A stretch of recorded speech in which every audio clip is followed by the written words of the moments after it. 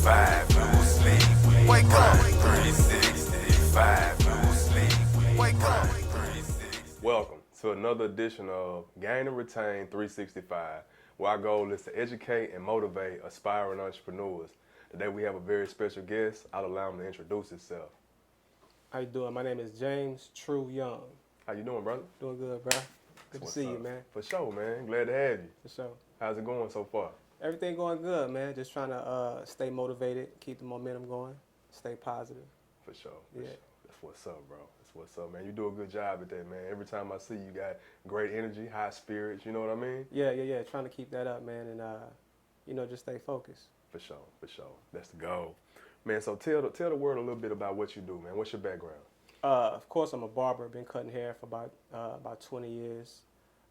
Then moved into being an instructor, program director at Arkansas College of Barbering. For sure. But now as an entrepreneur, I done tapped into, along with cutting hair, selling barber products.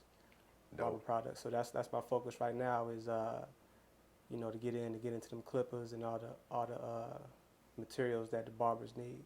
Man, so I'm curious, man, what really motivated you to dive off into that industry? Well, at first it was, of course, working in the shop for so long,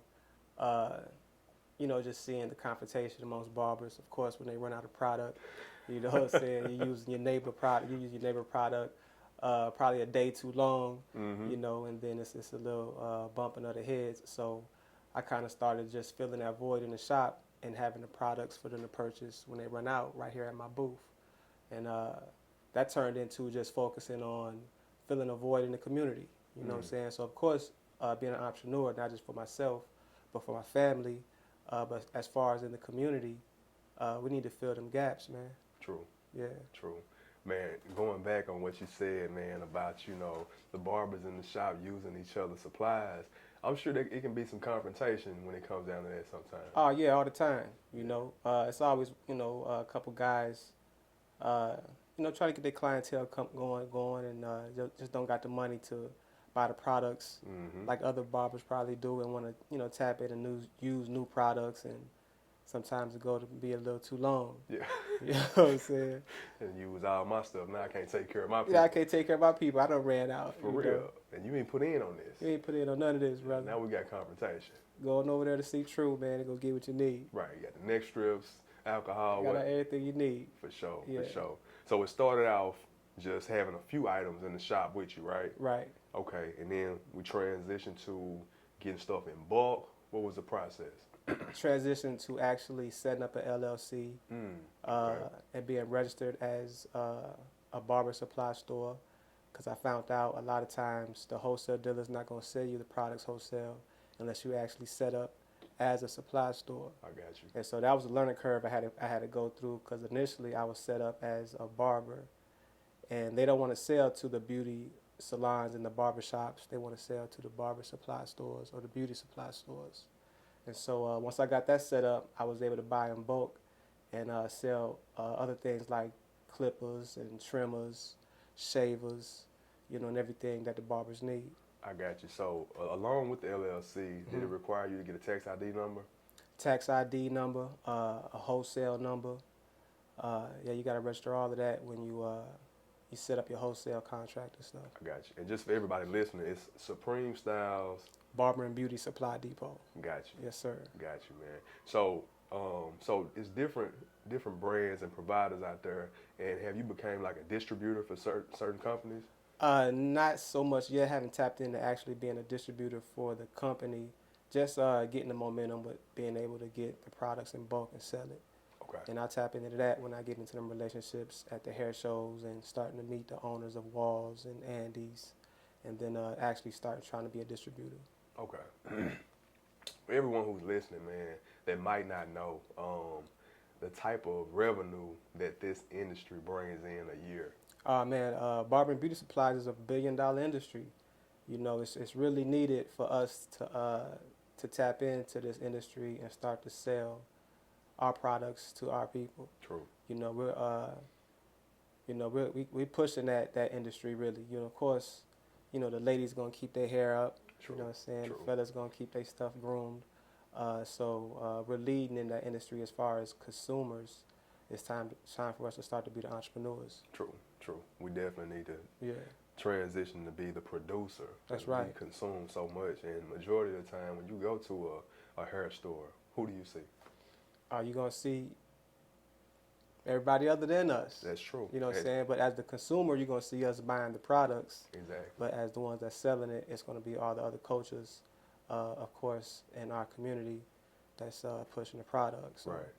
yeah, we need to change that. We got to, man. We got to. It's no reason for us not to own these beauty and barber supply stores. That's right. If we the main one shopping there, That's right. you know. And we got the knowledge on the product to sell to the consumer anyway. Right, right. You know, so So we hands on. we using hands it. on with it. Yeah, we using them and we can tell them what's best for it, whatever issue they got. Got you. So, as far as tapping in to different providers, man, have you ran into any confrontation or any challenges as far as them wanting to sell to you? Yeah, I definitely ran into that early on. A lot of it was not having the knowledge. Of course, having the registered correctly, my business registered correctly. But even then, I was getting pushed back from actually getting it in bulk. I got a lot of questioning, got turned down a few times, and had to take other avenues to kick down that door. Yeah. And really go down, to the cities like Dallas or Memphis and actually meet people, and they can see that I'm serious Right. and trying to, buy products and sell as a distributor. Right. Yeah. Man, because I've heard stories from other individuals who have been discriminated against Definitely. because of the color of their skin when they try to go and purchase in bulk from the Indians, some of the Asians, you know what I mean? I'm going to be honest with you. Like, I wish we kept a tight circle like they do. Right. You know what I mean? Right. Like, a lot of times, if you don't look like them, you can't shop with them. You can't shop with them, yeah. And they stand on that. They stand on that. There's a lot of times, as far as wholesale, pretty much what I'm seeing is the Asian culture got it locked down. Oh, it's on lock. And then of course when you go into the black community, you're seeing predominantly the Asians selling retail. Mm-hmm. So they got the whole line. But you know what? Whenever you go in these urban communities, right, Mm-hmm. and you go to these hair stores, it's owned by the Asians, but who work there? But it'd be an African American working behind It's a the black girl register. in there working. Yeah. And she gonna help you. What you need this, you need some Remy, you need Yeah. Indian. What? And she know. She know. She know it. She They know. know they gotta Yeah. have us. And I think that turn in the game, definitely done came in the last couple of years, with it being the issue of run-in of different cultures, in the atmosphere. So they got more, if African Americans working behind the register, and the consumer can be confused thinking that it's black owned, and that they're shopping black, Right. which is a big thing now. We definitely to shop black and to keep our dollar circulating in the community so we can grow as a race and as a culture. Facts. You Facts. know? And even how they market and advertise. If you look on the outside, who's on the windows? They're gonna have African Americans.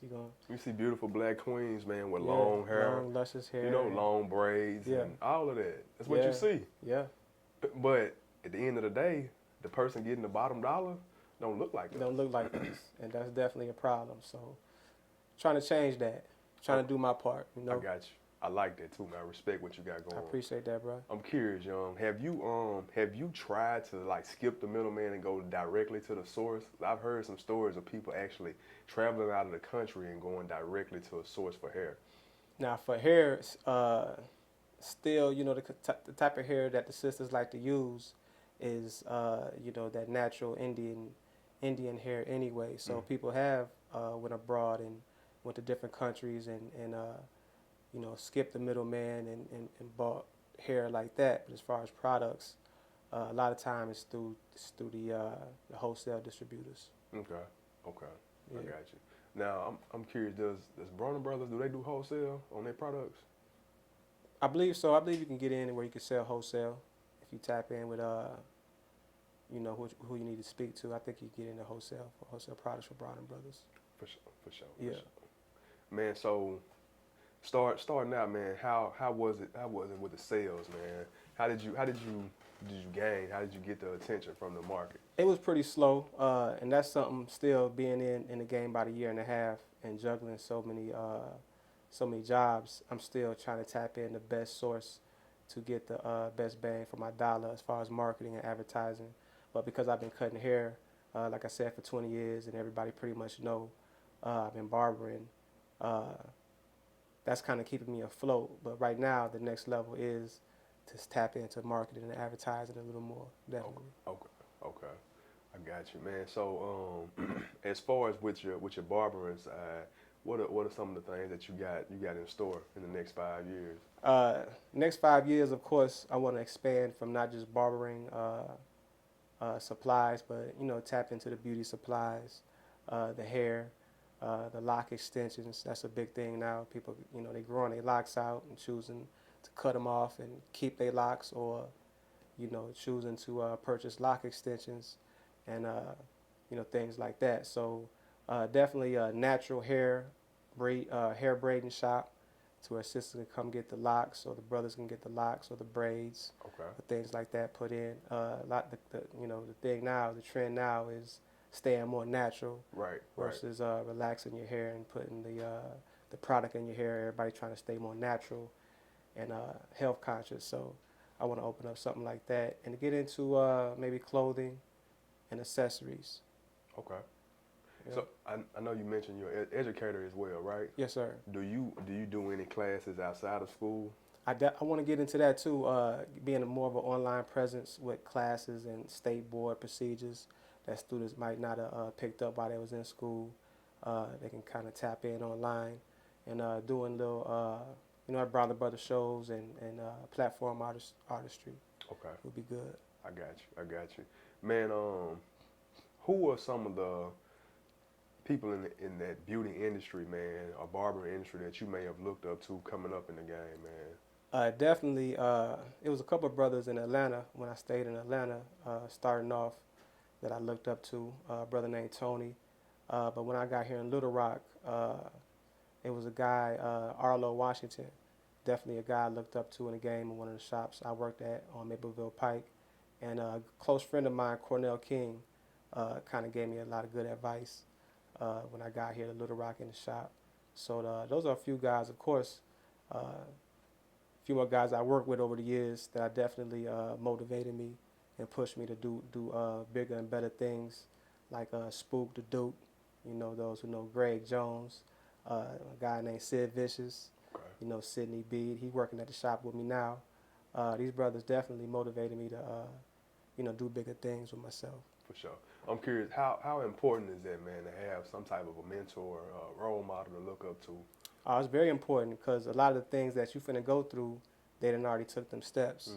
So if you just sit down and listen, and they can kind of give you a heads up on what to do and what not to do, or kind of things to look out for, before you cross that bridge. For sure. Because it's definitely gonna be some trials and tribulations, right? Definitely gonna be some trials and tribulations. Ain't no way around it. Right.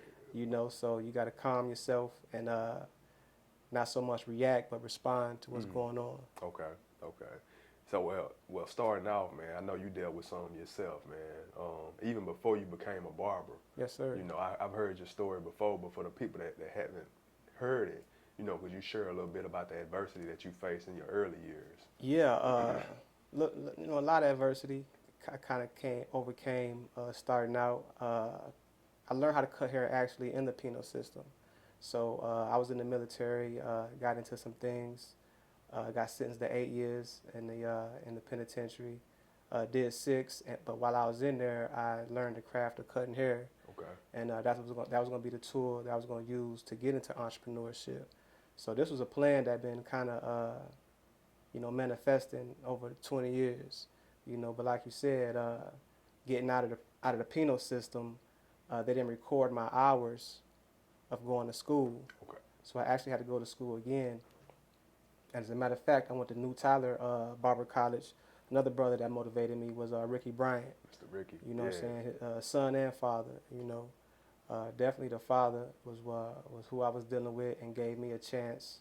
He was the president of the barber board, and they denied me to go to school. Really? Actually, yeah, but he stepped up and said, "I'll look after the brother and make sure he get through." So that was big. That was big for me. That was clutch. Nah, for real. That was clutch. For I real. wouldn't be here as a program director Yeah. at the Barber College if you know, he kept that door open for me. Man, for real, bro. That's You know? that right there should be motivation to anybody listening, man. That like it ain't about where you start, man. It's about where you finish. It's about where you finish. For That's real. right. Just keep going. Yeah. Yeah, just keep That's going. dope, man. I didn't know that, man. They try to keep the door closed on you. Yeah, man. I threatened to report it to the Department of Labor, you know, but Mr. Bryant Sr. stepped up and he was, you know, I look after him, you know. So, and then when I actually got in school, Mr. Bryant, the son, was my instructor. And of course, we had kind of run-ins because I had a chip on my shoulder. I'm like, I done been to school already. Right, I know this. You know, I know this Yeah. already. I got all my tests. Right, you know what I'm right, saying? right. So, but he was patient with me, and to this day, we see each other at the state board every day, and we get it's a special kind of handshake. You That's feel what's me? up. That's what's up. Yeah. Man. Yeah. Now that's amazing, bro. Yeah. That's amazing. So I'm curious, man. What are some of your dreams, goals, and aspirations, man? Moving forward. Moving forward, the whole thing is, man, to you know, bring people together, man. I just want to try to assist everybody to do their part as an entrepreneur, and we can all come together and do something big, not just as a group, but as a whole culture, community, you know, and we can, you know, we can turn this thing around, be more of a positive force to the youngsters coming up to make better decisions versus killing themselves or robbing and stealing. Yeah. You know, and just be more of a unit, basically. Yeah. That's it. That's it. Unity. Yeah. I like that. What advice would you give anyone listening, aspiring entrepreneur, regardless of what industry they're interested in? Right. What would you tell them? Knowledge is power. You know, knowledge is power. Steady, strive to be informed in whatever field you in. And every day attempt to master that. You know, every day do a little bit to get you closer to your goal.